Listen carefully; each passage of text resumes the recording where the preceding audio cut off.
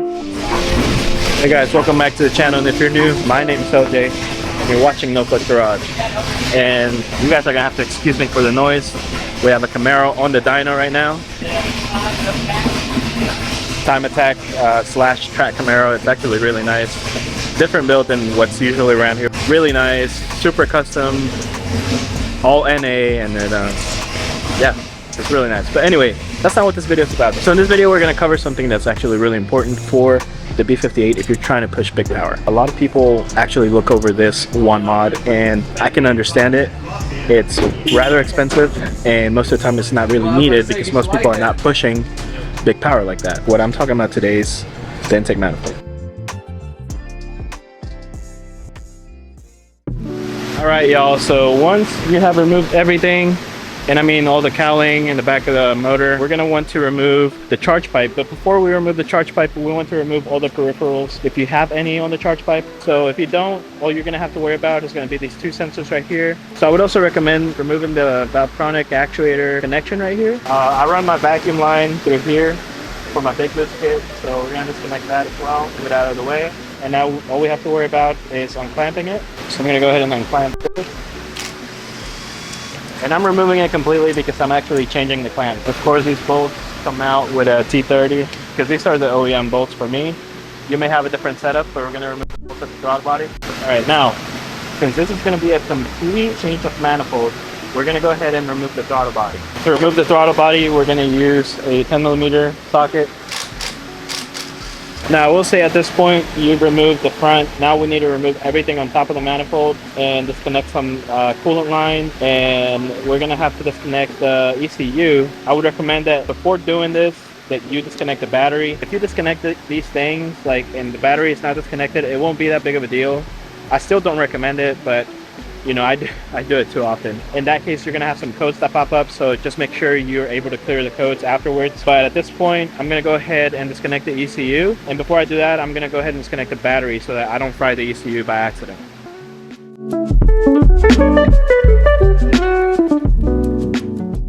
Alright, so the first thing that I do wanna focus on is gonna be the vacuum system on top of the manifold. In order to remove that, we're gonna disconnect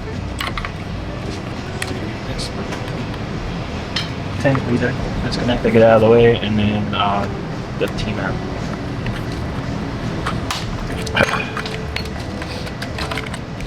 Right. So now with all that out of the way, we can take off the vacuum lines. I'm going to go ahead and remove the vacuum lines. Take this off. So now we have this out of the way. We can unclip it from here. The next step is to unhook this. To do that, there are going to be two places where you can grab from. You're going to grab, basically, this comes off, and then this whole vacuum line system back here, just move it back. So now we have the vacuum system that's completely off. Next thing I want to do is I want to get all the electrical wiring away from this area so that we have more workspace. And to do that, this is where we start disconnecting the ECU. For this shot, I did zoom out a little bit, and that's because I want to show you where I'm moving everything. Before I disconnect the ECU, I'm going to go ahead and unscrew this harness from the manifold. To unscrew it, we're going to need a T15. So I'm going to grab a T15 and unscrew these. And now this harness is free. Before disconnecting the ECU, I am going to go ahead and undo this coolant line. And to undo it, you're going to grab the pick tool, pull this clip back, and very carefully pull it. And there's going to be some coolant that drains down to the bottom. Make sure you have something at the bottom to catch the coolant and any fluid. Now everything is done. Now we can start disconnecting the ECU. Start from the front. That one unhooks to the side. This one is also undone, and it is attached to this connector. We're also going to disconnect this. We're going to go ahead and disconnect this one. And this connector is held in place by this bracket. If you go to the bottom of this bracket, you can push the tab in and effectively remove it. And then we're going to remove this connector that is also attached. And we're going to remove this small connector back here that is also attached. And then this is also paired with this one. So we remove that and we can remove the whole harness away. That way we have plenty of space. We don't have to worry about that and having cables all over the place. The next one that we want to remove is this one all the way in the back, but we have to remove this one anyway. So go ahead and remove this. You don't have to disconnect this one. This one's going to be out of the way, so these connectors can stay. But we do want to disconnect this one in the back. This one goes over the manifold, and it's just a good idea to remove it. There's also a clip at the bottom, so you know this clip you're gonna have to go underneath and clip it, and that's pretty much it. Now we can start removing the manifold.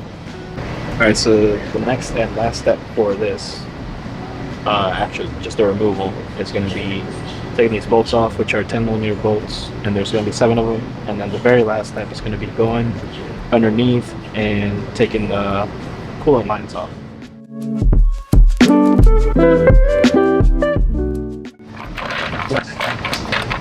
Alright guys, the last part I want to show you is how to remove the coolant lines that are going to be running underneath. So to do that, they're going to be sequence, and these are tricky. This might actually be the hardest part of doing all of this. You're going to remove it, so you'll start dropping the coolant line. Same thing for the other one, but the clamp is off to the side.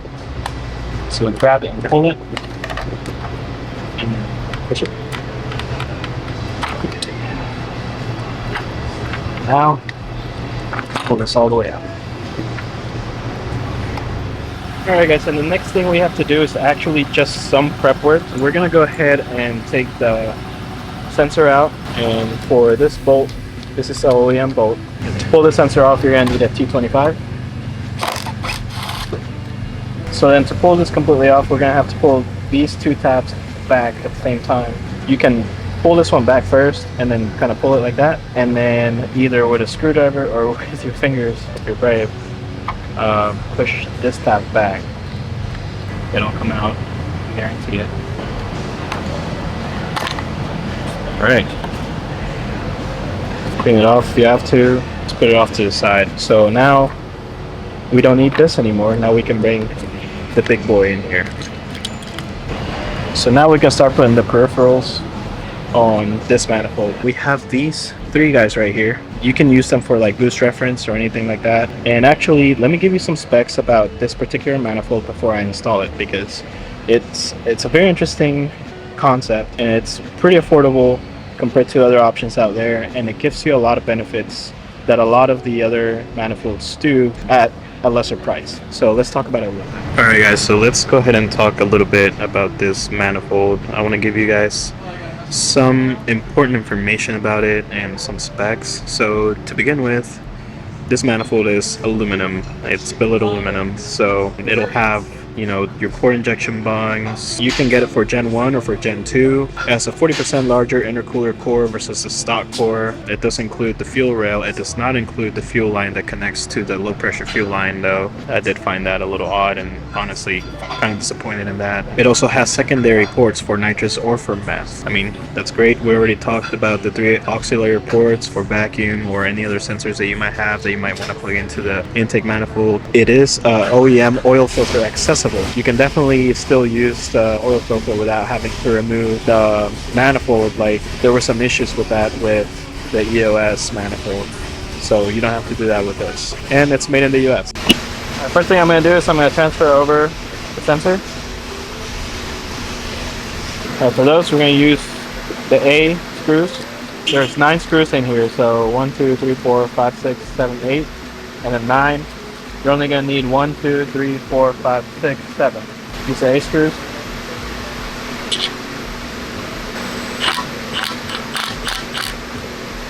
And then now I'm going to start putting the injectors in place as well.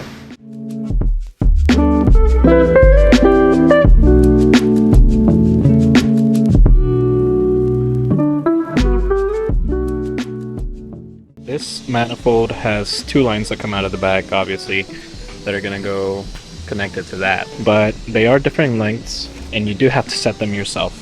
So it's these lines right here. There's a long one and there's a short one. I'm inclined to use the long one on the top because that one's gonna have to bend down and get underneath. And then the short one at the bottom, because it's already pretty low, it's not gonna have as hard of a time getting there.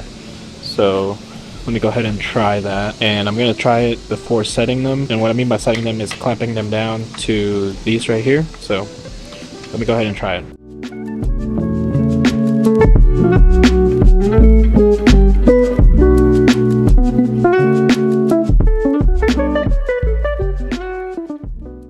Alright guys, so this is what I was talking about, these lines. I just wanted to make sure that they were going to fit properly. We have these coolant lines that are going to be coming out through here, and then we have obviously the fuel line, but these seem to be reaching down here pretty nicely, so I'm not really too concerned. Now we're actually going to install the manifold and get everything placed properly. I will say that this tab right here will get in the way of this injector, so you know, you have to do is turn the injector a little bit. That's not such a big issue. Let's go ahead and get this installed and in place, and let's go ahead and wrap this up.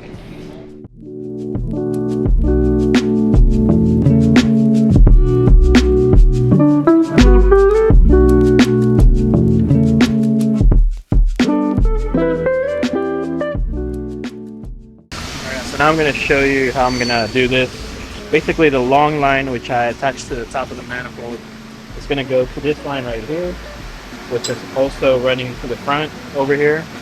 And then the short line we're going to attach right here.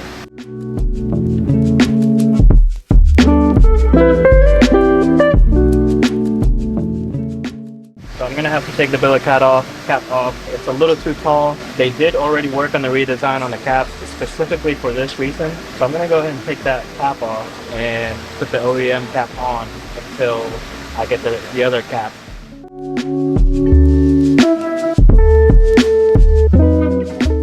So I went ahead and stripped everything down to the manifold. I tried putting it on the way I had it already plugged in, and it really wasn't working out for me because there is a specific way of doing this. So let's go ahead and start. I went ahead and put the injectors in the bungs because those injectors at the end of the day are gonna get all connected by the fuel rail. The injectors, they're fine, they're not getting in the way of anything. Alright guys, and then the next thing I'm gonna do is I'm actually gonna torque down these bolts to the correct spec, and the correct spec is 10 newton meters. 10 newton meters. I'm gonna go ahead and re-zero it.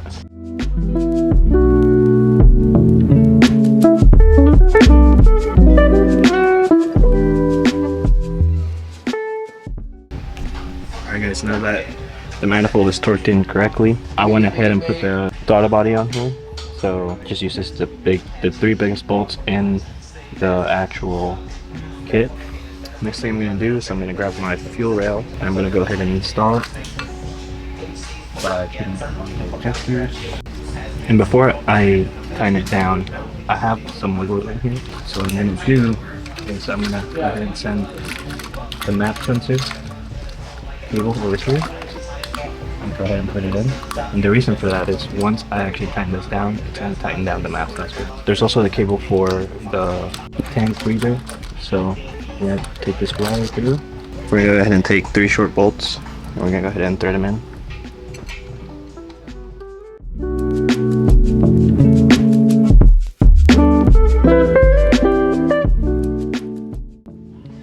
Right, now we have the fuel rail down. So now we're going to go ahead and put these bolts in. So these two, we're going to take the long one. I put a little bit of thread tape on the top to get that good seal.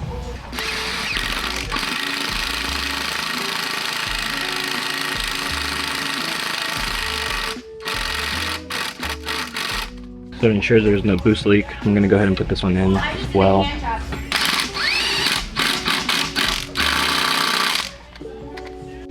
Alright guys, so now that that's done, I'm going to grab our vacuum system. And we're going to grab vacuum lines that we had in there. I'm going to go ahead and route this cable underneath. And then get connected. There we go. And then we're going to grab our last bolt And now, for me, for my particular build, I have my vacuum line running through here. So the vacuum line is going to go to one of the 3 tabs that I have back here, the back of the manifold. So this is my boost reference. Right now I have all of this connected the way I wanted. I really wish they would have at least put something right here to hold all this in place. And that's fine for now. Okay, next thing I want to do is I'm going to plug this vacuum line. So I have my little thing. One of the things that I did see that RK Autowerks did, they undid this harness, which I think I'm going to do as well because it makes sense. I'm going to go ahead and undo this harness. So I'm going to take all the zip ties off. Alright guys, so what I saw RK Autowerks do is they put the harness to the bottom. It works out good. And then of course, you just bring this one back. That. So now we have this over here. I will fiddle with this a little bit more. Another thing is this harness right here. We just have to kind of take it apart as well. So you're gonna go ahead and grab this one. The lock is on this side. On top. And then we're gonna set those free. Alright, so the next thing I'm gonna do now that we have everything else done, for injection harness, and this for me is the reflex harness. You can also use the AIC2 harness. Doesn't matter what the controller is. This is not about the controller. This is simply the installation of this billet manifold. And so I wanted to be thorough and also include the injectors. And if I really want to be more thorough, I could show you the nitrous installation or the meth installation. So the cool thing about these injectors, obviously, is that they can swivel a little bit. For this one, you're gonna have to swivel the connector back a little bit because otherwise you'll be hitting this plastic right here and you don't really want that. And then disconnect the others, and they're gonna be wired in order, so you don't have to worry about trying to guess where each wire goes where. It's pretty straightforward.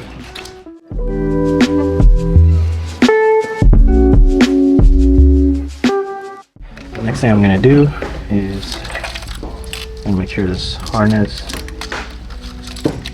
is coming in the right way. So now I'm gonna grab this, and we took this little guy off already. RK Autowerks included a zip tie. I guess we're gonna have to use smaller zip ties. They included the zip tie, but it seems to be a little bit too wide. Alright guys, so I did find a smaller zip tie. I'm gonna go ahead and put this zip tie through the holes.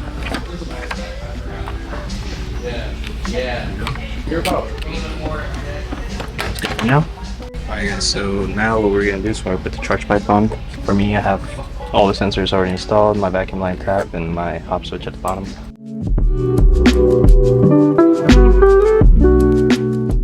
Alright, now we're gonna go ahead and put the screws back in.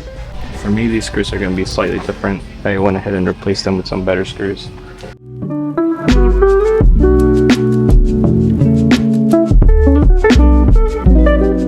Alright, so this is in. I'm gonna go ahead and connect my hop switch. I'm gonna go ahead and grab my vacuum line. Alright guys, so I actually want to show you a very important step with this particular manifold anyway. So the coolant return at the top is usually on the manifold, on the OEM one anyway. It's not there anymore. So because it's not there anymore, you're not gonna need this line. Why the fuck you put it back on? For the video.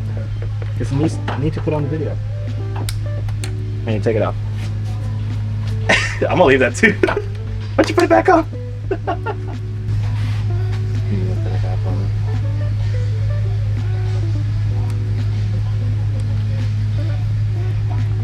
So as you saw that, we put a little cap on right there. Of course, this reservoir gets pressurized, so you definitely want to put a cap on it. Find a clamp, and then clamp it off, and you should be able to do it.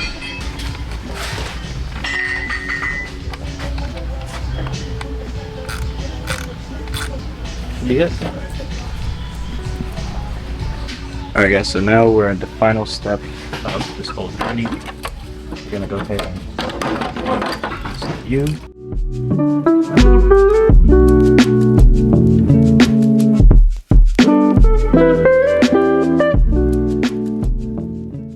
I almost forgot the support bolts, so make sure you remember to put the support bolts on the brakes.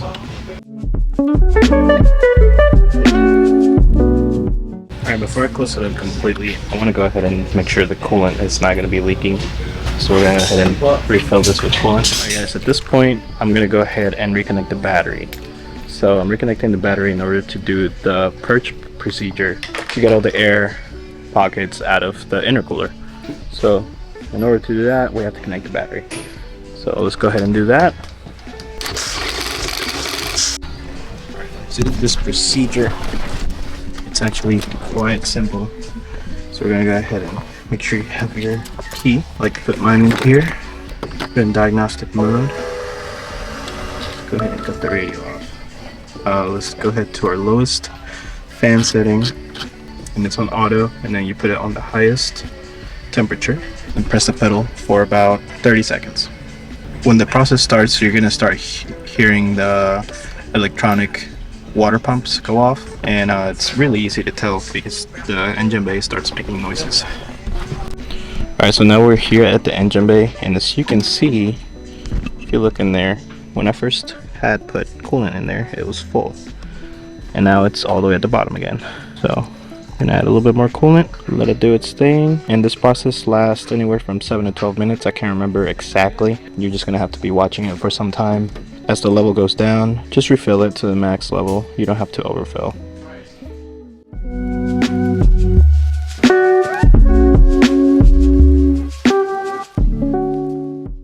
Alright guys, so now that you have completed the procedure, you put your cap back on, all this stuff that's dirty, I'm going to clean it off with some engine bay cleaner and such. So now that's done, and the important part is making sure that there are no leaks. So obviously no leak here. The important part is making sure that there are no leaks back there where you connected the hoses.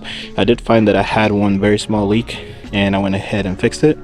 So yeah, watch out for that guys. Other than that, the installation is complete. Now we just put our plastic cowl back on, and I want to show you what it looks like once everything is put together. Stay tuned.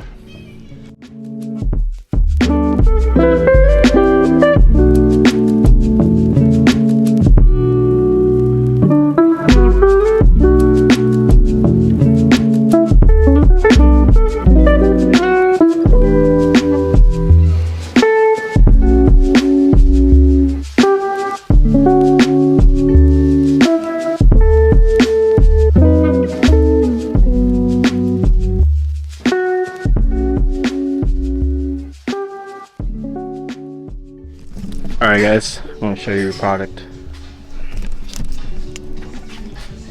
Look at that. Now I know the colors don't match particularly this and that, but I'm getting the pipes recoated. I had gotten it coated somewhere else and it didn't come out quite as good as I had hoped. But these guys are really good. They do this professionally, so I told them to get this color as close to the caps as possible. So the caps will be slightly off, but everything else will be this color. And yeah, can't wait to see. Alright guys, I do want to talk about something right now. This manifold does not come with a fuel line. So what you're gonna find is that you have a -8 AN line, or you know, fitting that'll go in here that you'll need to get. And you can do it through the front and through the back. I personally like to do it through the back. So that fitting is an 8. If you look at it, it's an 8 AN fitting that converts to a 6. And so the -6 AN connects right here on this fuel line that was made for me. And then I have over here a little T, and little T into the fuel line that's coming off the actual car. So I'm gonna show you what I did. So I'm gonna go ahead and connect it. Hey guys, so I wanted to show you guys, this is the fuel adapter that I have. I did end up removing the manifold because I lost a part and I needed to get under there. So you don't have to remove the manifold for this, but it does make it easier. So this will just go right here at the hard line, and then the end will go to the back of the fuel rail, and I actually have the fuel rail detached so I can show you exactly what's going on.